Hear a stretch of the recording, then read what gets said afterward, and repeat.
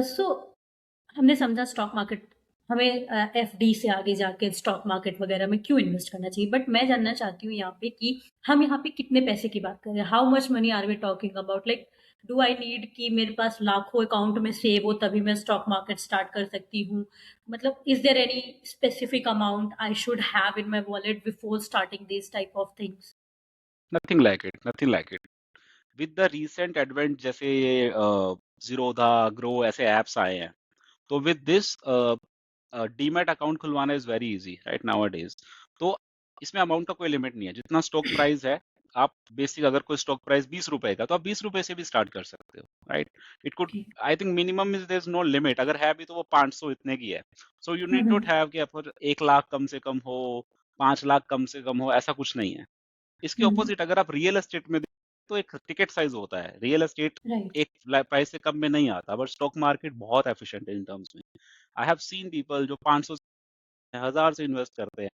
The only idea is absolute amount doesn't matter.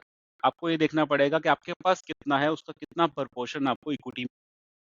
And for that part एक basic thumb rule, तो हम बोलते हैं 100 minus your age. I am okay. 30 years old, so 100 minus 30, I need to invest 70% 70। Of my, जितना मेरे पास भी पैसा पड़ा है, लाइक जितना मैं इन्वेस्ट करना चाहता हूँ, उसका 70% अप्रोक्सीमेट मेरा इक्विटी में होना चाहिए। इक्विटी इज लाइक, चाहे वो स्टॉक है, चाहे वो म्यूचुअल फंड है, 30% could be F D, R D, and that's a basic thumb rule.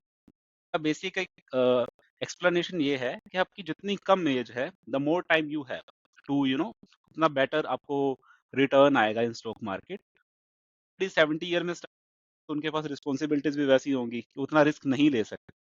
So it depend upon your age and your time horizon. So basic thumb rule is 100 minus your age. Okay. आपने अभी as का बोला तो मैं उस पे एक और question I want to ask, is there any right age to start this? Right age और right timing to that I should start earning more और investing in stock? So we all, I think, have heard that story कि Warren Buffett ने अपनी पहली investment 11 साल में करी थी, and he said I was late. तो I think there's nothing left to discuss that as early as possible. वो अपनी स्टोरी से बता सकता, जब मैं सीए कर रहा था तो उस टाइम पे आर्टिकलशिप होता है, स्टाइपेंड मिलता था 2000 3000। I started investing with that. इसके दो रीजन है, it's not only earning. First of all, कुछ स्टॉक्स मैंने खरीदे थे जो मेरे पास अभी भी हैं, it's been like more than 10 years। वो काफी कंपाउंड हो, but the amount was small, तो उतना मेरे को आउटपुट नहीं मिला। Even in terms of percentage वो अच्छा है, बट एब्सोल्यूट अमाउंट इज बहुत कम। But the main part is learning I get from that.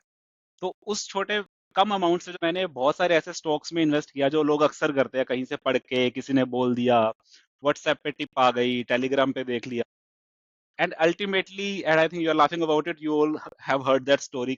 तो आई स्टिल रिमेम्बर, मेरे एक कंपनी थी डॉक्टर डेटसन लैब्स, में बहुत फेमस था, मनी कंट्रोल डॉट कॉम चलता था, तो उसके नीचे मैसेजेस में लोग चैट करते होते थे, तो मैंने वहां देखा, आई बॉट इट। 6 रुपए में देखा, वो 13 रुपए हो गया, वो 30 रुपए तक, एंड देन मैं एक दिन उठा और वो कंपनी डीलिस्ट हो चुकी थी। It was basically shell company, वो फ्रॉड कंपनी, तो उसका बिजनेस था ही नहीं, it was all on paper.